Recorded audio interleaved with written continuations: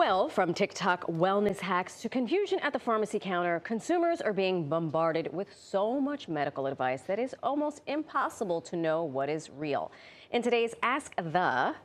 segment, we are asking the pharmacist to give us the skinny on all the noise and answer our burning medical questions. Yes, joining us is Alec Ginsburg, the fourth-generation owner and chief operating officer of C.O. Bigelow, the oldest operating apothecary in America. In America. Not just the lower 48. Right. Alaska and Hawaii. Always super fun to be here and to Alec, see you know, I am your biggest fan. I'm so glad that family friends are meeting family friends. I'm so excited to be meeting you. Okay, before we get into the business of all the questions, of which we have many, for folks who are not familiar with C.O. Bigelow, please, what is it? Yeah, so C.O. Bigelow is the oldest operating pharmacy in America. We've been in New York City in the West Village since 1838. Wow, so this is crazy. Before electricity, before the Civil War, when Thomas Edison was inventing the light bulb, he ran into Bigelow to soothe his finger with a salve. And we've been taking care of New York for that long in the same spot on 6th Avenue and 8th Street. We are a pharmacy. I'm the fourth generation of my family to be a pharmacist running the store, but we are also, in my humble opinion, the coolest place in New York to buy anything beauty and cosmetics. Ooh. I have said it before, I will say it again, it is my favorite place on the planet. I even went to Paris thinking, I'm gonna find a better Bigelow. Didn't find it. Did not find it right here in New York City. You've always been a big supporter, and we appreciate you. Go in and ask about Ozzy, but don't bring up Allegra. If you know, you know. Okay. Okay. All right, I'm gonna say those exact words. Don't steer me wrong here, okay? All right. So what do pharmacists wish that people knew when they come into your pharmacy? I'm going to twist that question a little and say, what do I wish people didn't know? Okay. And what I wish they didn't know is anything they Googled before they came into the store to ask whatever it is they're going to ask me. Dr. Google is not always right. Dr. Google is unfortunately not a friend to us. I think, of course, it's great to have some information on your own when you're at home, but if you're coming into the pharmacy and you want to ask the expert, let us be the experts. Right. You know, take our advice. We're trained. Like most people don't know, pharmacists have 4-year doctorate degrees. You know, we know what we're talking about, and I think Google's great. But if you want the face-to-face answer from us, trust us and take us at our word for it. I feel like ChatGPT just made it worse, probably for you guys.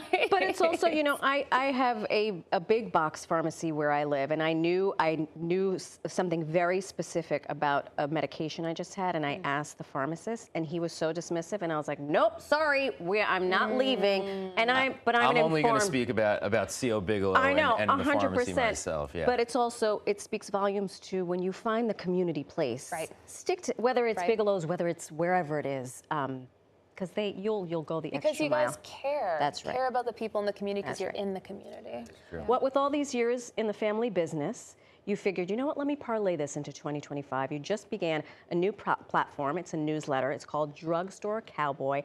I love it. I love this name. He takes all the really crazy stuff, the buzzwords that we hear, and then you break it down into a really, really digestible format that really educates consumers.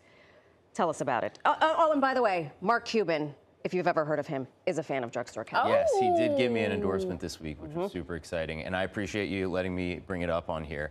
I think the reason I started Drugstore Cowboy is we live in a time, as evidenced by this week, where people are more passionate than ever about creating change and changing the things in government or healthcare that they don't agree with, and people are super, super passionate about how much they dislike our healthcare system, but it's so confusing and convoluted, and I think there's a lot of great journalism about how to change the system for people like me who understand everything about it and have a 4-year degree in it, but a lot of the average Americans can't really digest that stuff and really need to understand what's going on so that we can change the system and make it better for everybody. So I set out with this newsletter to sort of, in 5 minutes or less per week, break down little bits and pieces of the system so that everybody can learn a little bit more about the things that we need to change to make it work for us. And Marisol's been responding to a lot of my letters. I'm telling you, it is worth a read. Don't put your health in the hands of just anybody. Like, be a really well-informed citizen. So we have to do the Ask the Pharmacy part. Yep. Yes. What's one medication mistake that you see people make most often?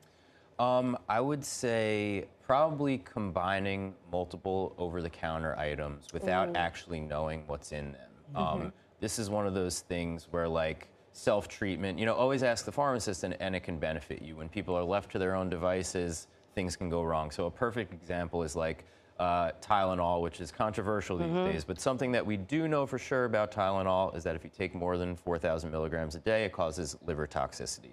A lot of people, when they get like a cold, for example, which is going around right now, they take a bunch of Tylenol for the pain, and then they wind up taking, you know, cold and flu medicine, you know, XYZ that has extra Tylenol in it that they're not accounting for because they don't realize acetaminophen is the same thing.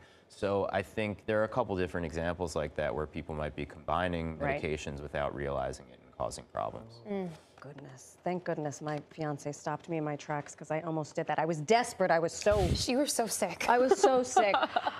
For folks who are taking medication regularly, if they miss a dose, do they just skip it altogether? Do they double up the next day?